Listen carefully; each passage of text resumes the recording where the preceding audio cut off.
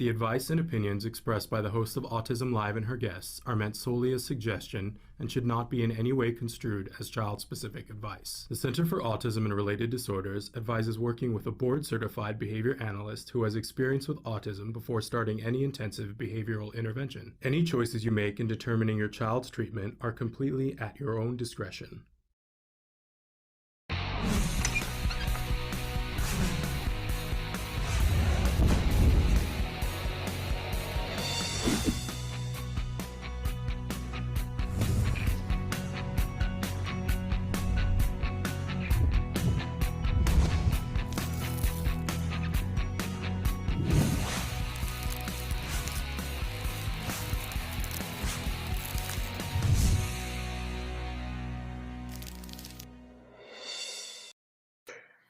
Good morning and welcome to Autism Live. I'm laughing because you guys can't see it.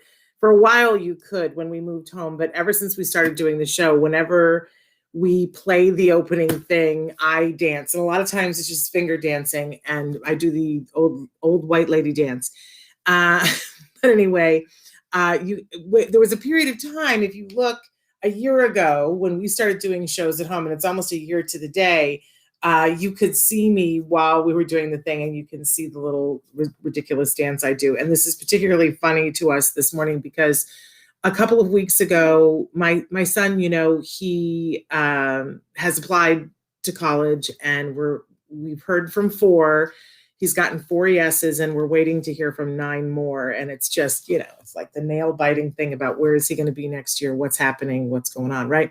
So, and he's applied to different types of programs, but there was one program that he applied to that as a secondary, it wasn't even the top program that he wanted to go. He got into the program he wanted to get into, but he could also apply to another program that they had. And he thought, he might as well go for it. And it was a BFA in acting, which is not really, what he wants to pursue. But he got a call back for the BFA program, which was like, oh no, that wasn't what we intended at all. And then he had to do all this stuff. And one of the things he had to do was a dance audition.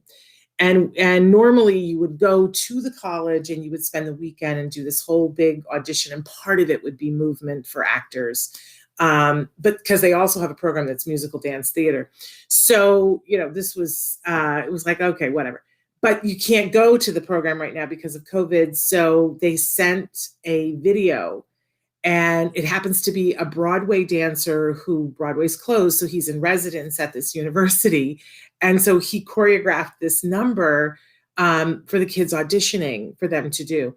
And they had 4 days to videotape themselves doing it. And I'm telling you, it made me break out into hives. I think, I'm sure that there are dancers who could do it, but it was hard. Let's just say that. And I, sort of said to him, okay, just learn part of it and then improvise the rest of it. And to prove my point, I did my rendition of this dance and my husband videotaped it. And we have just been, I don't know if I can share it with you guys, but we have been laughing hysterically at this videotape and sharing it here and there. It's just me being a crazy mother. But if I can share, I'll talk to Traven if there's a way that I can share it with you guys so that you can see it's just, me being a goof dancing. But it's pretty funny, I think. In any case, we were only going to show it to a couple of people, then we showed it to a few more. And now I'm like, oh, okay. And I showed it to Dr. Grant Pichet yesterday, and she was like, you got to show this to people. So we'll see. We'll see if we can do it. Because there's some music playing in the background. There's copyright, you know what I'm saying, but it's pretty hilarious. The things we do for our children, yes? And we like to keep it real around here. So anyway, I'm Shannon Penrod, and we're coming to you live still a year later. Woo! I think it's exactly a year today from my home and from places around the world. We're excited to do that because we've been able to continue doing it, and our conversation with you guys has continued to grow. It looks different. It sounds different. We've all sort of adjusted, right? It reminds me of being a member of this big, beautiful community of people who love individuals on the autism spectrum, right? Because it's like, oh, it's different than what we thought, different than what we expected, but it's kind of groovy, right? And we're making it work, and we're enjoying ourselves as we do it. And I'm being a crazy person dancing in my dining room. There we go. right? Makes sense to me. So we're going to be live for this entire hour talking about autism from a 360-degree perspective. We love it, though, when you guys interact with us. That's what it's all about for me. And I hope that's what it's all about for you. We're live right now on YouTube, I got to think for a second because I don't know if we're live on Periscope this morning, but we're definitely live on Twitter and on Facebook. As some of you know, Periscope is about to go away and we don't know which day, what time it's going to go away. So if you're with us on Periscope today, let us know because we don't know if Periscope has gone bye-bye yet. But if you're on any of those other 3 platforms, you can absolutely write in on the platform and it shows up here. I'm already seeing Amanda and she's here with her blue hearts, which always makes me happy. And Maddie is with us on YouTube. So feel free to write in, you guys. Sometimes I like to, play romper room and say, I see Maddie and I see Amanda. If you want me to do a shout out to your kids, just put it in the chat. Now, if we're also a show that is live on, I believe we said yesterday, 13 other platforms. Traven is showing you right now. We're on D-Live, we're on Vaughn Live, a whole bunch of other platforms. Hello, Sam. Sam is on Periscope, so Periscope's still alive and breathing today. Look at that. We're on Africa TV, so many other sites. But then we podcast the show and we're available as a free download wherever you get your podcasts, which is really lovely. So please take advantage of that. But let me also point out that we have a homepage. It's autism-live.com. We archive all of our videos there. In fact, one of the other things, we have the whole show that's available in podcasts, but if you go either to YouTube or to our homepage, what Traven does is he picks out the highlights of each show and those get posted on our homepage under different playlists so you can find them easier. And they're also on our YouTube channel. There's 10 years worth of videos there. You can put in keywords, you can search by topic, you can search by, guest, who was the speaker, who was talking, all kinds of things. autism-live.com. There's also a chat there. For those of you who are watching the podcast and you're like, hey, I missed out on the interactive part. I want to ask a question. Where do I ask a question? Go to our autism-live.com. There's a chat at the bottom. It is not interactive. You put in your question and then I'm able to retrieve them, but I'm not able to respond back to them. So if you need a direct response and don't want to wait to see it on the show, make sure that you put information there and then just be patient and persistent because it does take us a while. We love how many viewers we have. It's growing every day. But sometimes answering the questions takes a while. Don't be afraid to ask it more than once. We do notice when you do that. Be persistent. As Nancy Allspot Jackson, who will be with us tomorrow, says, be a dog on a pork chop. And you know how a dog on a pork chop is? That's the way we need to be. Okay. Speaking of which, this show, our mission here is to provide information and inspiration. That's what it is. That's what we're doing here. Who are we wanting to provide that to? We always say the larger autism community, which of course, starts with individuals on the spectrum. They are the beating heart of our community. They're our why, right? But we also include in our greater community, and by greater, I mean larger, anyone who loves those individuals. In fact, we have a guest who's going to be joining us in just a little while who falls into that category. Someone who cares and loves someone who is on the autism spectrum. We know that in that larger autism community, we have different needs, different concerns. It is not one size fits all. We think differently about things. We're not going to disagree. We are going to disagree about some things, not all things.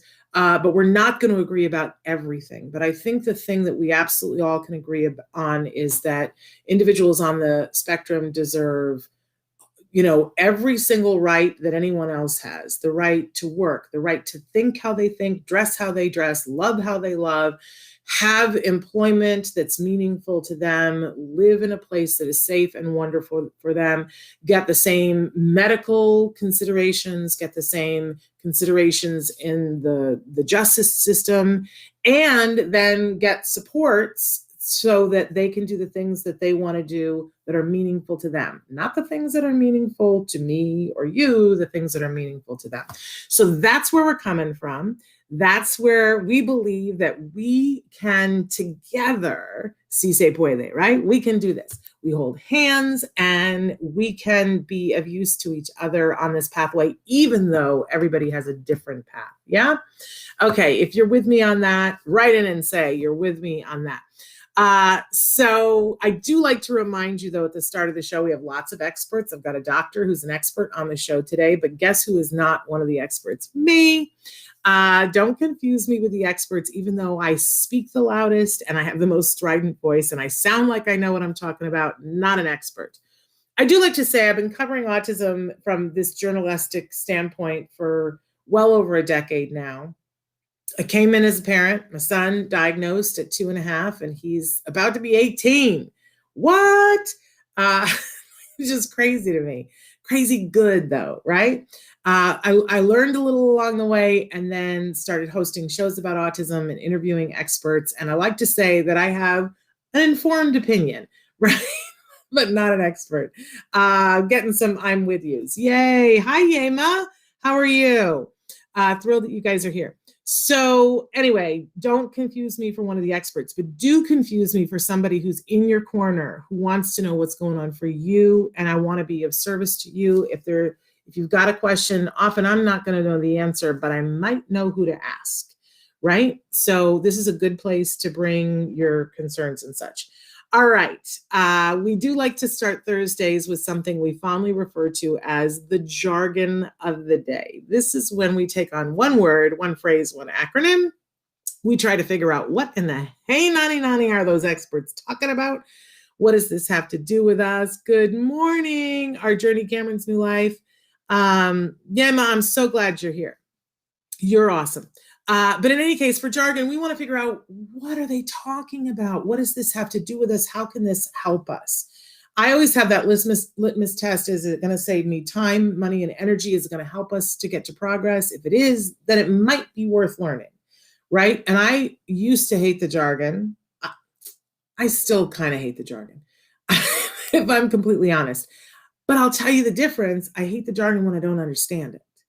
I don't mind the jargon a bit when it helps me to move faster. So what we've decided here is that we take it on a little bit at a time, because how do you eat an elephant? One bite at a time. We give you the actual definition. I make fun of that because really, what else can you do? Then we give you a working definition, which is sometimes still something to be made fun of. And then I try to give you some sort of context of how this might help in your life. And sometimes we make fun of that, right? If you don't understand it the first time through, please don't feel like you are unique. You are not. You're part of the tribe that I'm a part of. It took me forever. There are still some of these terms that I'm like, I sort of get it sometimes, don't always, right? So be patient with yourself. But you will find that sometimes it clicks and you go, I get what that is. And then all of a sudden you've turned to the dark side and now you start using that jargon term and people look at you and go, what is that? Right? And then you have to explain it. But I think that actually helps. When you have to explain the jargon, it helps you to learn. Okay. So what is today's jargon term? BIP, or as some of us call it, the BIP. I remember the first time somebody said, well, do you have a BIP? And I was like, do I have a bib? No, we don't use bibs anymore. He's not drooling. I'm talking about that there's a problem in the classroom and I don't know what to do. Why do you want to know if I've got a bib? And they were like, no, a BIP. And okay, what is that? So let's take a look at what a BIP is and why is it something that should be important to you right now, today. So a BIP is a behavior intervention plan. Whoa. It's an action plan based on observations made in an FBA. There we go. Let's answer jargon with jargon, shall we? That outlines how a team will improve difficult behavior that is inhibiting a child's success in school and other environments. Okay. So we talked the other day about what an FBA is. An FBA is a functional behavior assessment, which is just a really fancy way of saying, why is this behavior happening? And you can't intercede responsibly on a behavior if you don't know why it's happening. And this is one of those things that I get absolutely spastic about.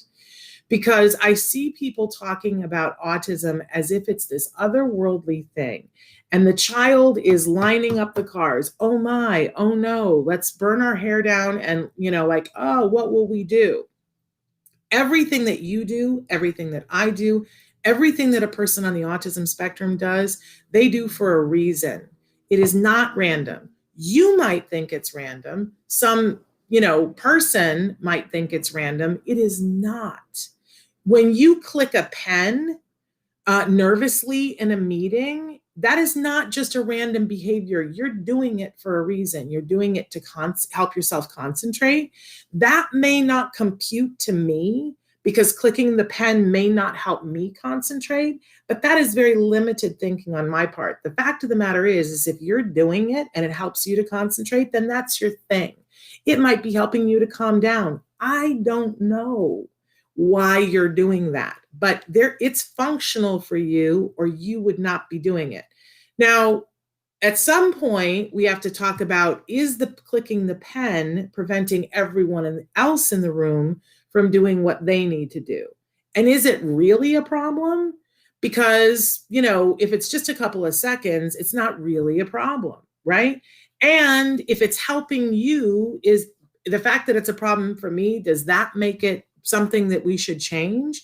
And I bring this up in this context because as people who are not on the spectrum, there are all kinds of things that we overlook for each other all the time and go, that doesn't help me to concentrate, but if it's helping you, you go right ahead. But somehow when autism comes into play, we're like, oh, we can't have that behavior. First of all, I want to dispel that. If it's helping the person, we're not talking about changing that behavior. And I've really been on a tear lately about good quality ABA. Good quality ABA says that we don't intercede on a behavior unless it's a benefit to the person, not to the people around them, to the person, okay? First, I want to say that. But then when we start saying, okay, well, like I can identify behaviors in me that I do that are functional, but it's dysfunctional. You know what I'm saying? Like if I get nervous, I'm going to eat and I'm going to overeat. We can look at me and we can see that that's what my, thing is. It's functional in the second, but it's not functional for me long-term. So I might look at that and go, I'd like to change that behavior. So the first thing that I got to know is why I'm doing it. I go, oh, I get nervous, I eat. Okay. So now with a really well-written BIP, and let's go ahead and go on. I didn't even go on to this is our actual definition. Let's go on to the working definition. An essential process that helps us understand why a challenging behavior is happening so we can change it effectively. So if we're going to be effective in changing the behavior, the first thing I said, we got to know what's causing it. And then we have to say, can we fill this need some other way that is more functional? So if we're taking the example of me overeating when I get nervous, I'm doing that to calm me down. So if I don't start to look at it and go, I got to find another way to calm me down, guess how successful we're going to be. And can I tell you something? This is what Noom is. You guys have seen all the ads for Noom. This is exactly what Noom is. Noom is based on ABA, and it's looking at changing the behavior of how you eat by giving you a good behavior intervention plan. First part of the behavior intervention plan is you got to fill the need some other way. They call it a replacement behavior. And if it doesn't fill the need, everything else we do is going to be, right? So I hate it when I hear people, they go, well, we have a behavior intervention plan for my child at school. And I say, let's get it. Let's rip it out. Let's look at it. Let's take a look at it. And I'm looking for a couple of different things. I'm looking for an antecedent modification, which means how are we helping this behavior to not need to happen? So if we discover that the child is, for instance, having a tantrum right before it's time to go out on the playground, right? And we see that they do the FBA on it and they see that they're doing it for escape because they want to get out on the playground and they just can't wait that long. Then they're doing it to escape going out on the playground because they're afraid to be out on the playground because somebody's bullying them, right? Because that could also be it. But let's say that they're doing it because they need a break sooner and it's just not coming soon enough. So an antecedent modification that we would do, we would give the replacement behavior would be, and we can also teach a behavior. So replacement behavior would be to give them a break sooner and to teach them the skill of how to ask for a break, right? So now what we've done is we've created an environment in which we don't have to get to the tantrum. That's an antecedent modification, right? So I'm looking for an antecedent modification. I'm looking for a replacement behavior. I'm looking for what are we going to teach this individual to be able to ask for the things that they need in a way that's appropriate to them. And then I'm looking for consequences. Like, what are the consequences? And the consequences are more if I wasn't able to do all those other things for various and sundry reasons. Like, what are the consequences? How do I react if all else has failed and the tantrum happens? What do I do? And very clearly, we define what that is. But the consequence is not, I think a lot of times we think, oh, well, the consequence is the punishment. So that if you, go ahead and tantrum, then the consequence is that you get put in the corner. That's not what a consequence for a BIP is. The consequence is how I react when you get to the behavior because everything else I was supposed to do didn't work. Does that make sense?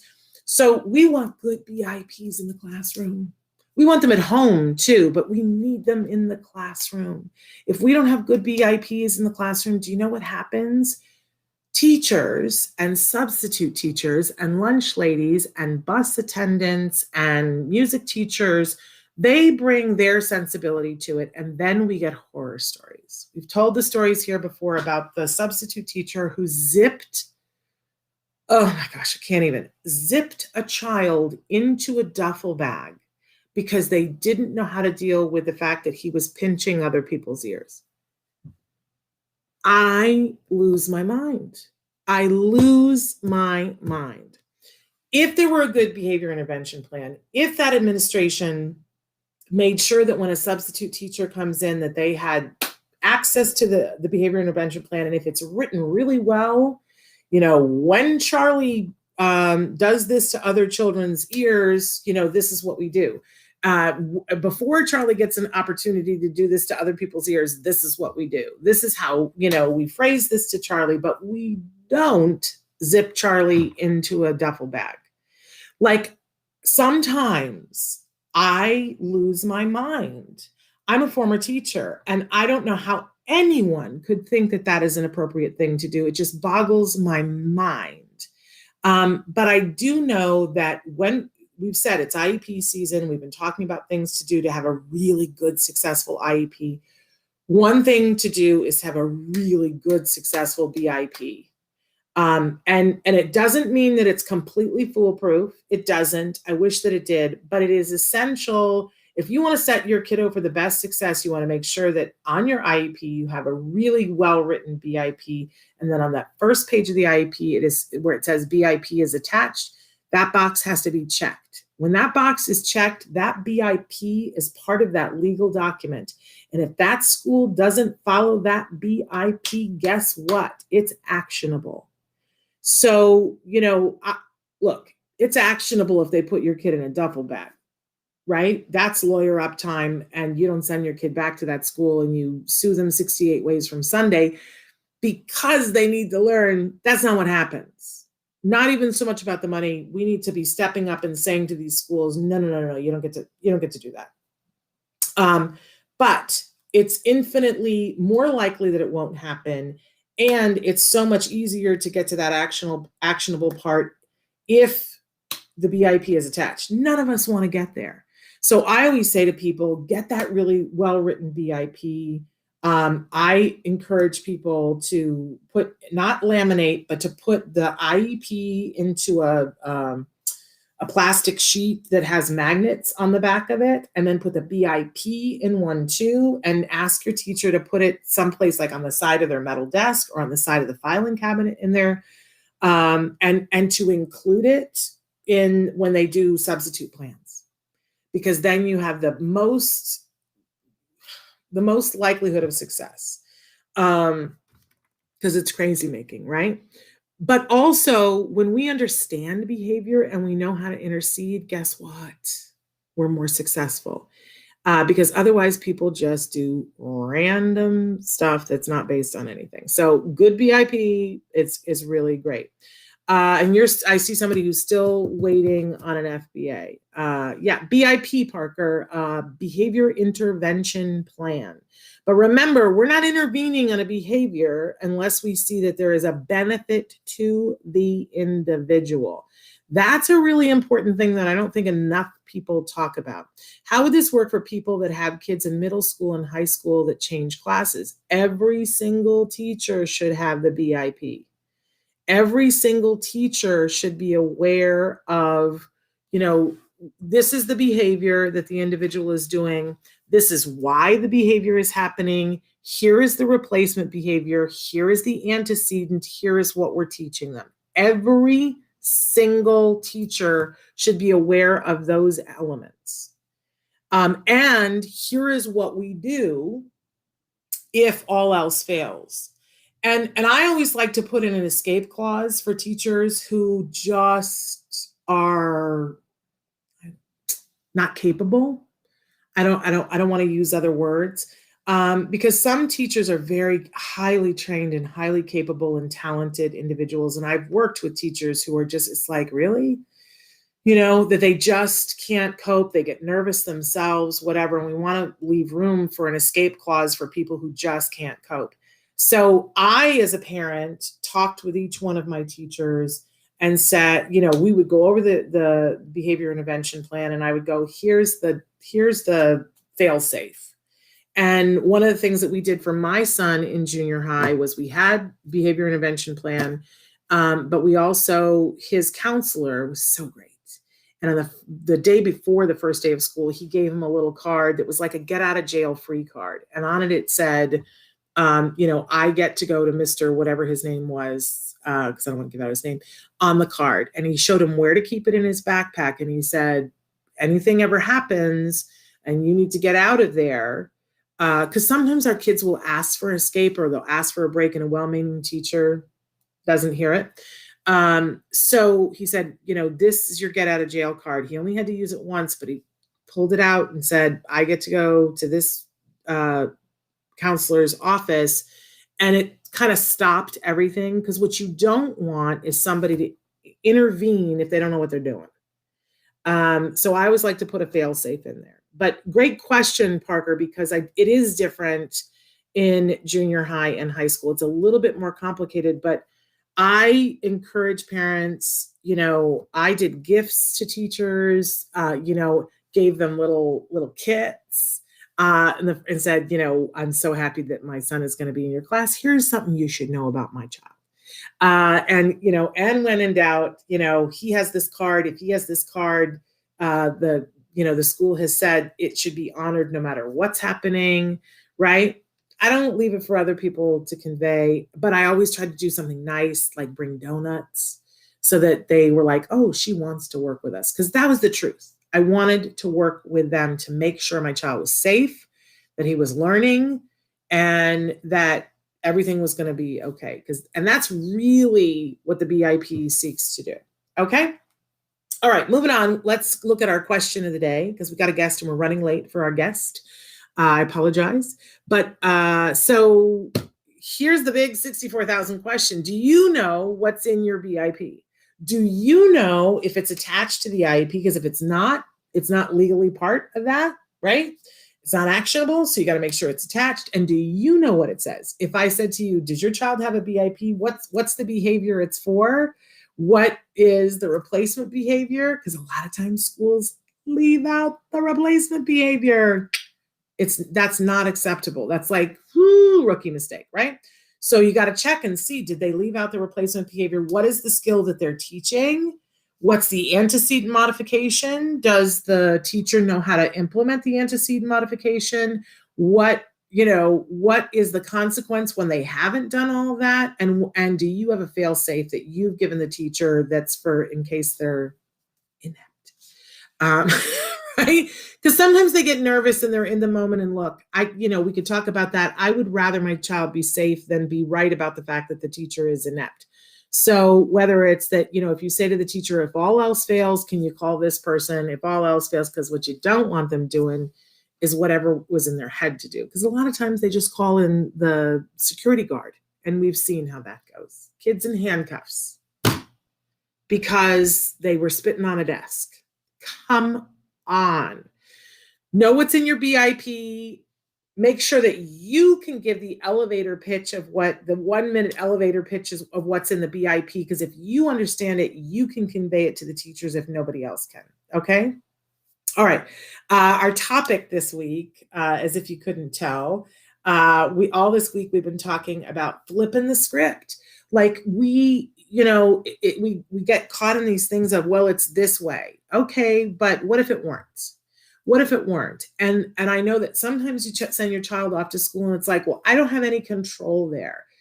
And that is true, but we don't have to throw our hands up in the air and go, I have no control there. What we can do is ensure that we have a good IEP, that we have a good that we're having FBAs whenever we get a note home saying, we're concerned because she did this or he did that. Oh, well, can we get a functional behavior assessment on that? And let's create a BIP plan for it, right?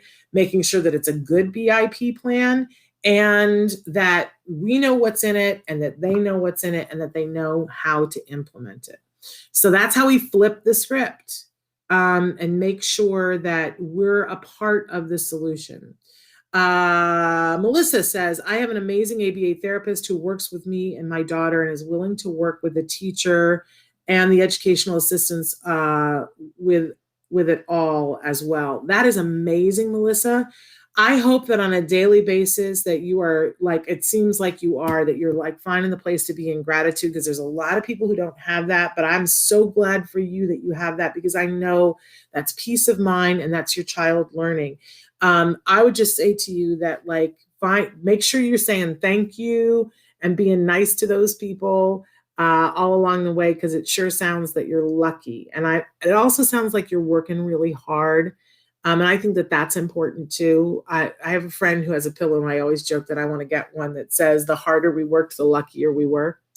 I think that there's something to that as well. How can I teach my kiddo to be independent without him getting hurt? Oh, Maddie, your child does not have to get hurt while being taught how to be independent. I think you watch this show, that I'm a ginormous fan of ABA and the science behind ABA. We got a guest who's going to be joining us in a second that is going to be talking with us about another teaching method that I have a bunch of questions about, strength-based teaching. So we'll ask her this question also. And this is a 16-year-old. So stick with us, Maddie. I'm going to allow Dr. Austin to help to talk about what she's doing and how that might help you as well.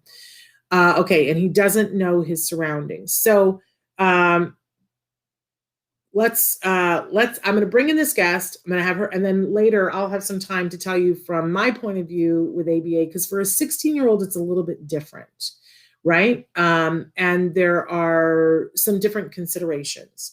But I'm still a fan of ABA, but I also think that at 16 years old, there's a bunch of other things as well that I think will really, really help. But I'm very interested in what Dr. Celeste Austin has to say. She's joining us right now. She is the creator of a new service, and I was calling it an app the other day. And go ahead and let's have Dr. Austin join us. Welcome, Hi. Dr. Austin. Hi. I'm going to have you explain what Gomanda is, but first I'm just going to say she is an amazing professional in the field of autism. She also identifies as a sister of someone who is on the autism spectrum, and which has given her a very unique perspective. Her family found that her sister learned in a very specific way, and that often as they were cheering her on, they would say, go Amanda, go Amanda. And so the name of her company is called Gomanda.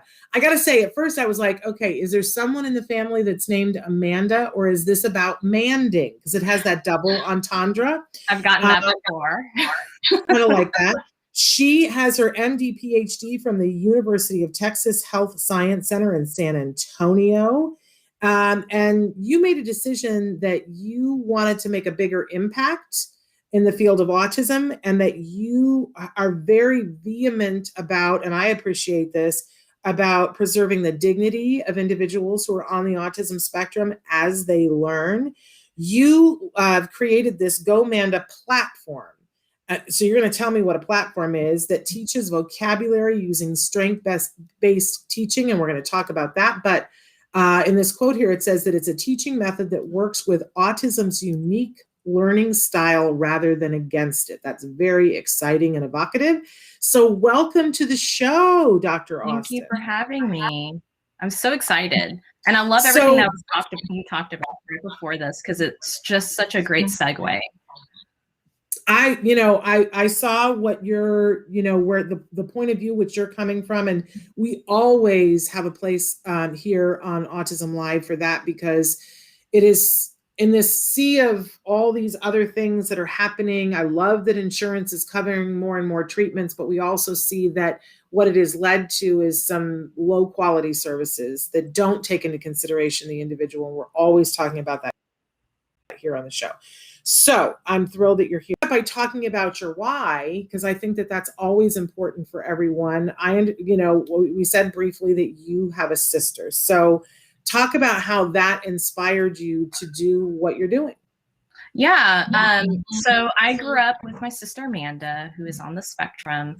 And it was during a time when there were limited resources. There was almost like a negative way of how we were looking at autism. And I just remember as a young child, I just knew instantly that this was just a different way of thinking. I don't know where that came from. No one taught me that. It was just based on observation, just hanging out with my sister. And, we would go and see professionals. Even I remember one time we were at a pediatric neurologist's office and, the adults are talking, the kids have to sit over here, be quiet. And I remember listening to what was being said and the conclusions being made. And I don't remember the specifics exactly, but I remember this visceral reaction.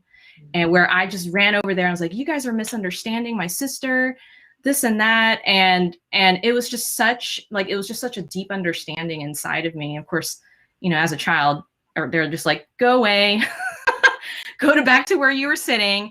But that has never changed. And I remember taking it upon myself to really teach my sister things, because I just kind of understood and just using my curious mind to kind of let her teach me. And when I eventually got older, I kind of made observations at ABA centers and noticed that there were similarities between my sister's learning style and the children that I was working with. And thought maybe, the best strategy would just go into medicine, research some more, get my PhD, and still landed after all of that on trying to make a difference in terms of embracing autism and trying to teach using their learning style. And so really, I've really just come full circle and just going through this journey, exploring autism from all different sides, and still landing at, I just want to help, embrace that different way of thinking. And so that's, well, we love that. Yeah. We love that. So you've created this thing called Gomanda. And so tell us what it is, because I don't always understand what the word platform means. But tell us what it is, and because it comes out next month. Is that correct? It's launching next month? It's launching April 28th. It's an app, and so I call it a platform because hopefully we're going to expand to other devices. But yes, currently it's available on iOS, iPad, and we've been working with a lot of schools, which is so exciting. It's strength-based training in that we embrace the whole foundation of that is that we just embrace and accept autism. So we look at autism from a very curious lens, and we try to understand all the strengths. And really the three strengths that we try to harness is that beautiful detail-oriented mind. We're not trying to reprogram that. We're trying to embrace it in our learning style, the very visual thinking, and then of course the love for technology that I think is apparent in the autistic community, and actually probably in most communities. And so we just harness those three elements to create a platform, I say, but a learning program to teach vocabulary. And we chose vocabulary because it's just made sense. Vocabulary is the foundation to everything. It helps us connect to the world And if you don't have that kind of connection with the world, and as Maddie was saying, her child doesn't know his surroundings. If you don't have that kind of connection with your surroundings, because you don't really comprehend or have that understanding, it's frustrating to live in that kind of world. And we are trying to address that, create that foundation of vocabulary.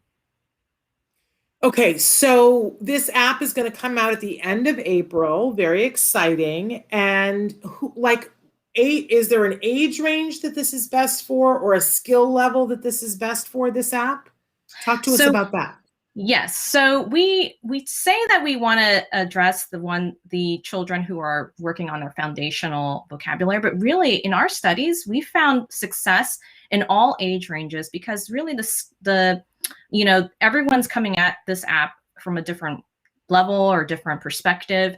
And so it really can help anyone who just needs that kind of connection with their surroundings, needs to connect with their environment, needs that kind of solidification. And so even though we say 3 to 8 is our ideal age range, I say, if you want, try it with any age range. Okay, great. And then so people can get it on the App Store, I'm assuming, yes. starting the 28th of April. And is there like part of it that's free and then there are add-ons? How does it work? Right. So part of it will be free for you to try out. And then if you want to expand and unlock some of the other nouns, you would have to pay a subscription fee. And right now we are looking at something below $10, but we're still going to work that out. We're going to see about that, because we're going to add more and more nouns each month. So we're kind of being like I like to call it the Netflix of nouns. And so just tons of nouns, tons of variations of nouns. Temple Grandin has an amazing speech that she talks about learning, being connected to her surroundings and connecting with her environment. And one of the ways that she did that was learning variations, because she felt like she didn't have that grasp of, like, for example, what a cup was, and seeing all the variations really solidify that understanding, because her detail-oriented mind was so incredible that it absorbed all the information at once, right? And so if you show different variations, you can really solidify understanding. And that's what we do. We show many variations of a noun. So we'll show a purple cup, a ceramic cup, a cup with stripes, a cup with this and that.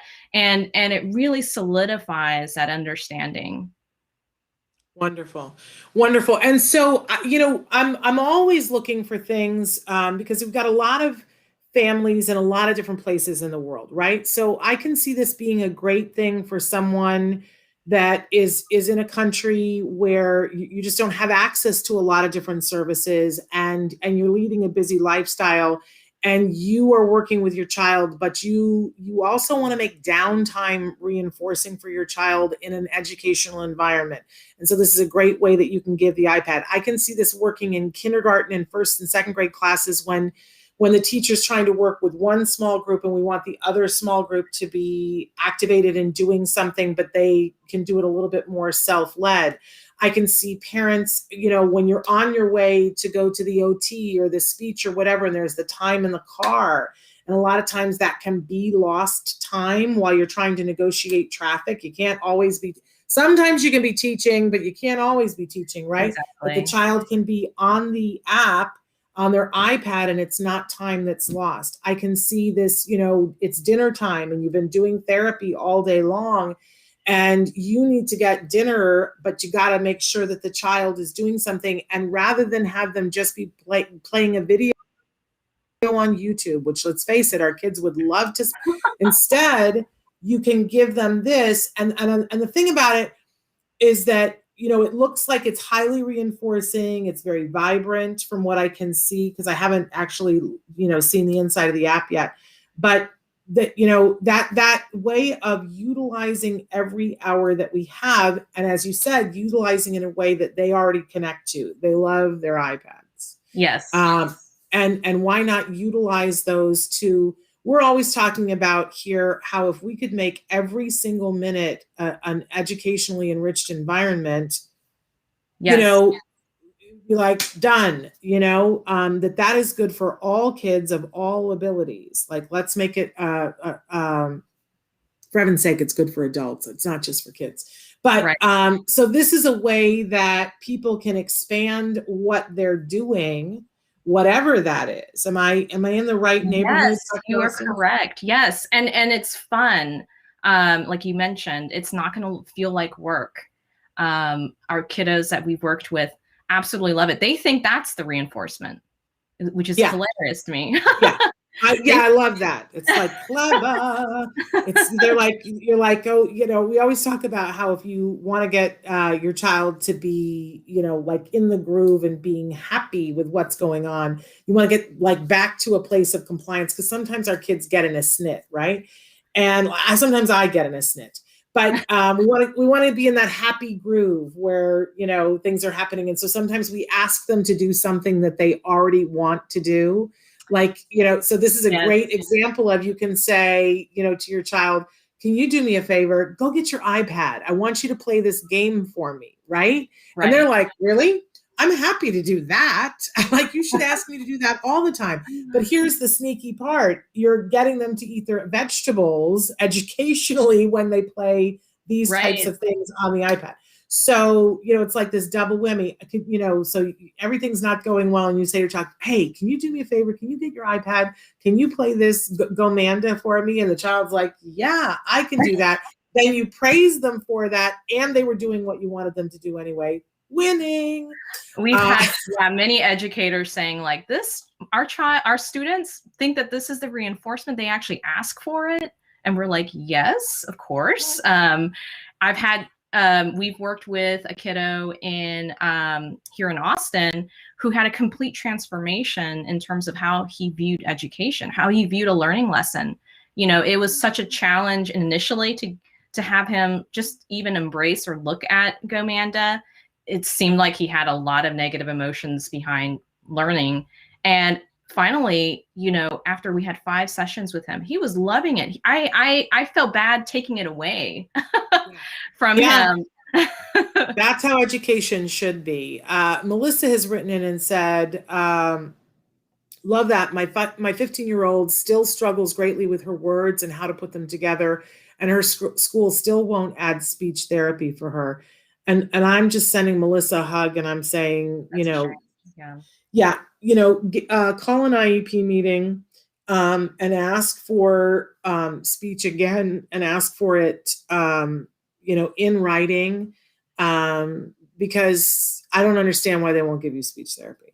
Like, speech therapy is so easy for them to give. I just don't understand why they won't give it. But you can write me more and we can talk more about that. But so you're saying even a 15-year-old, building vocabulary. So there we go. Now, before we're running out of time, but before you leave, I understand that you are involved with a nonprofit called Mindset. Talk to us about that. Mindset for All. Mindset for All. So during my journey of creating Gomanda, I've met a lot of amazing, like-minded, passionate individuals, and we formed this nonprofit to kind of embrace neurodiversity. And we are trying to throw a neurodiversity fair in Texas. So if you're in Texas, check us out, mindsetforall.com, and also gomanda.com.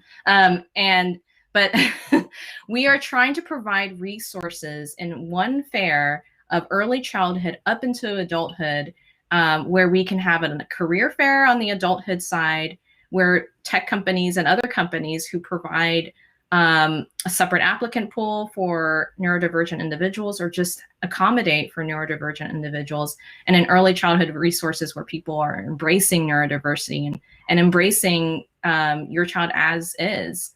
And so just providing all that resources to empower parents and empower the children. And that's our goal. That's wonderful. And as that comes about, and I know there's a lot going on right now with COVID, and I know there's a lot going on in Austin. It seems like every time I turn the TV on, I'm looking at Austin's mayor. What is it with the pictures? What are the pictures behind him? Can you explain this to me? Your mayor has these very interesting paintings of their, like, I want to know, did his wife behind that? I need to know the story. I want to know, did his wife paint them? But he's on the news a lot because there's a big brouhaha, you guys, right now about masks, and the state of Texas has waived their mask requirement, but Austin is trying to hold on to it, and the mayor is getting a lot of grief about that. So I know that right now putting on an event is probably a little bit of a challenge, but as you move through that, Dr. Austin, please let us know, because I know some people that would like to have booths at your neurodiversity fair. So that's a wonderful, wonderful endeavor. And I also would like for our viewing audience to know, so that if they can attend, that they can.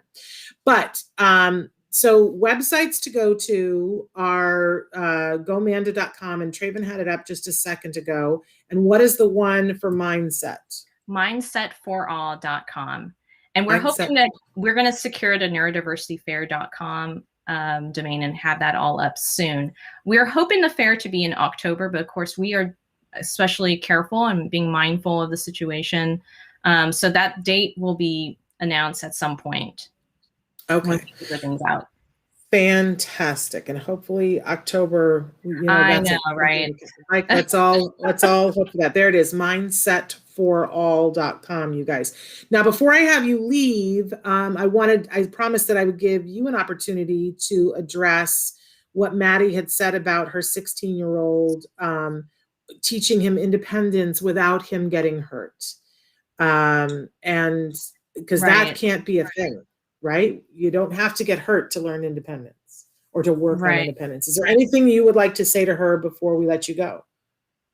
I mean, the only thing that I would say is, and I think what you were saying prior to this is really understanding the behavior, really understanding what if it's self-harm, where is that coming from?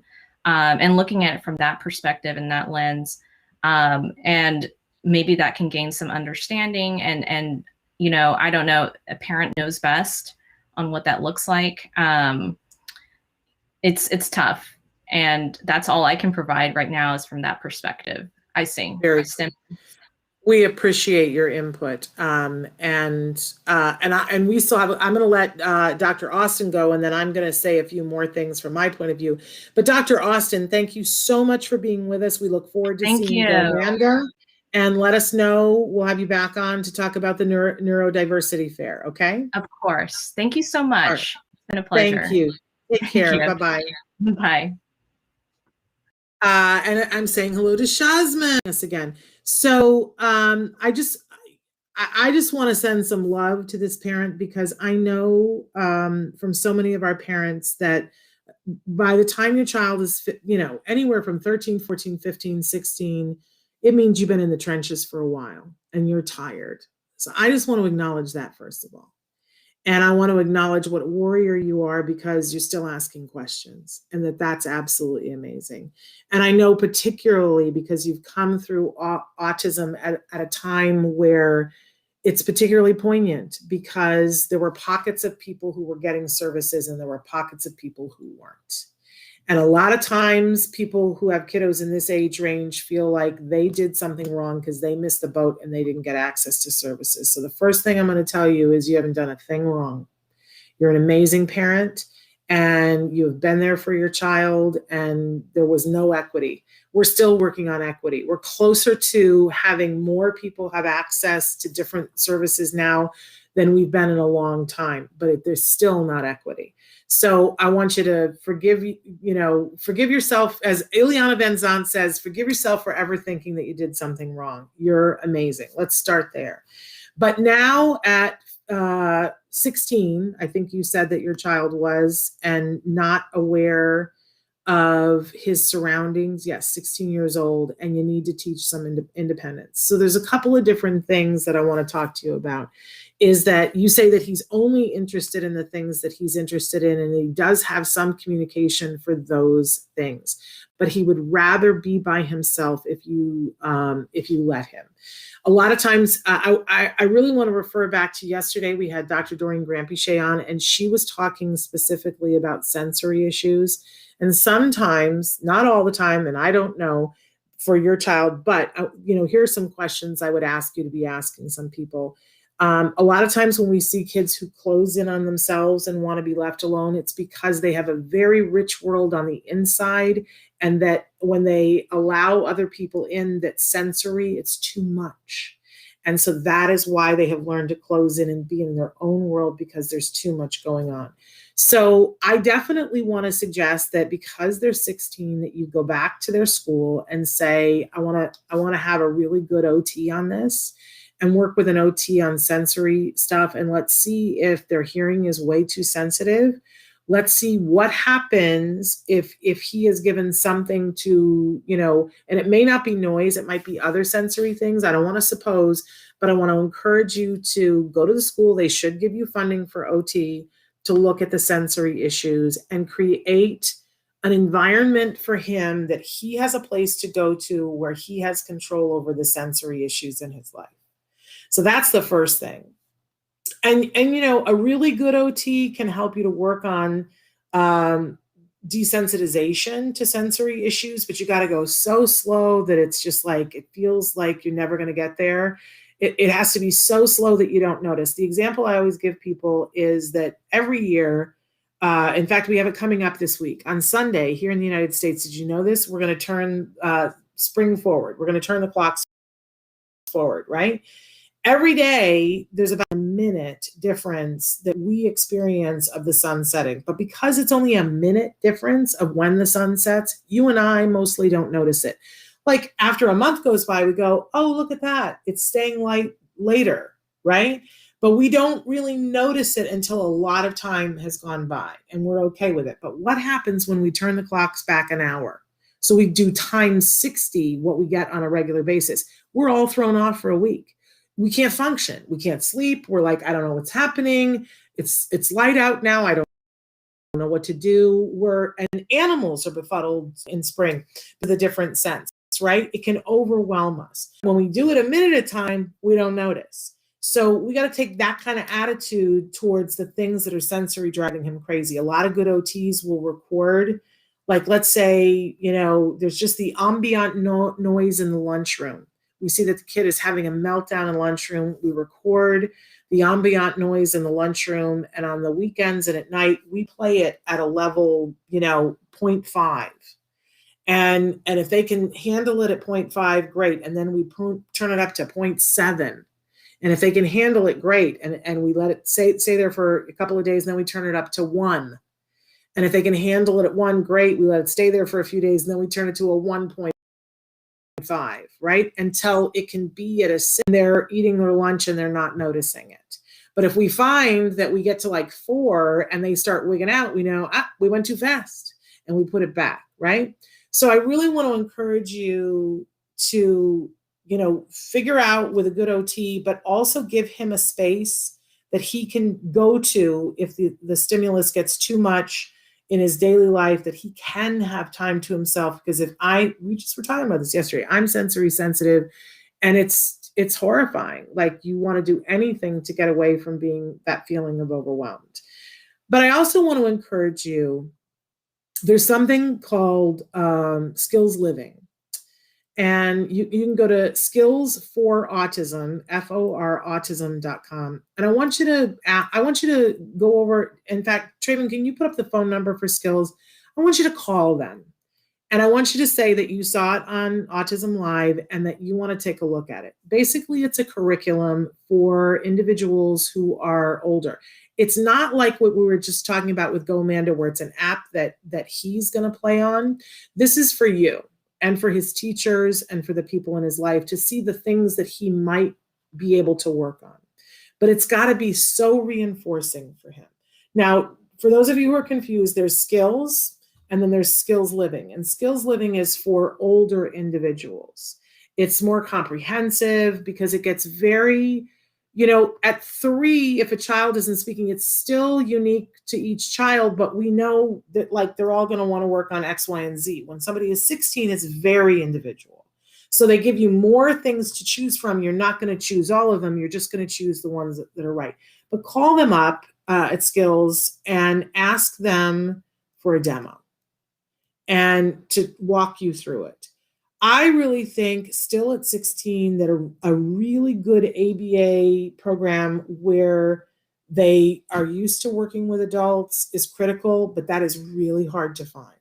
So it depends on where you are. CARD has started opening more of these, but they're by no means everywhere. Like if you are in Duarte, California, you are the winner of the lottery, because they have the best, in the world for adults on the spectrum. But they're not everywhere yet. But the program that they use is that Skills Living. So it's 877-975-4559. If you decide after seeing the demo that it's a monthly subscription, if you decide you want to do it, make sure you use my name because you get a 10% discount. Okay, so you're on Long Island. I don't know on Long Island. I know in Manhattan, but I don't know on Long Island. And I don't know if you're able, that's a lot to take a child who has sensory issues into Manhattan. But I'll look at it. I'll look at it and see who am I aware of for adults on Long Island. There's also somebody who's brilliant in New Jersey. Happens to be his birthday today, Dr. Jed Baker. But I'll take a look and keep reminding me, Maddie, so that I don't forget. But I don't want you to lose hope. He's in there and he's got a lot to say and a lot going on, and he's got a very rich life in there. And I think it's really important that we acknowledge that. And I know as a parent, what you want to do is you want to be let in. And there's nothing wrong with that either. But you don't want to tromp in without making sure that when somebody's got that safe cocoon that they're in, we want to give them functional communication first so that they can get all of their needs met. And then we want to slowly start to allow them to allow us in. But we got to do it mindfully because he's safe in there. We want to make his world bigger to include, because there's some fun stuff out here that he would love to have in, but we got to make sure he still feels safe. You know what I mean? So I'm sending you a hug and telling you that you're amazing, and telling all of you that you're amazing. Hey, tomorrow on the show, we're way past time here. Traven's going to get the hook. Tomorrow on the show, we have Vince Redmond, and he's going to be here, and I'm going to ask him to talk specifically about what happens when our children get older, what happens to them, what happens to caregivers, and how the paths are different and the emotions are different and all the things that we feel, because they're all valid. And I think that whenever we put a flashlight on things, it helps to make it, so that we go, oh, okay, this is my life and I'm okay. Right. And I can ask for help when I need it. So we're going to talk with Vince about that tomorrow. We'll also cover in the news, and Nancy Oswald Jackson will be here with me. So I'm sending you all hugs, and thank you, Maddie, for being fearless and for speaking up on behalf of your kiddo. I'm going to see you guys tomorrow. Until then, give your kiddos a hug from me and one for you too. Bye-bye for now. Hey, and watch this. We have a new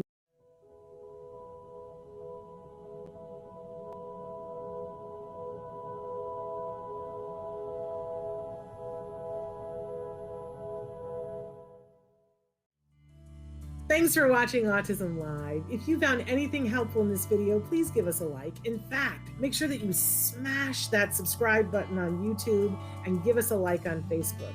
You can also follow us on Twitter and on Instagram for important updates. And please download our free podcast wherever you get your podcasts. Thank you so much. See you next time.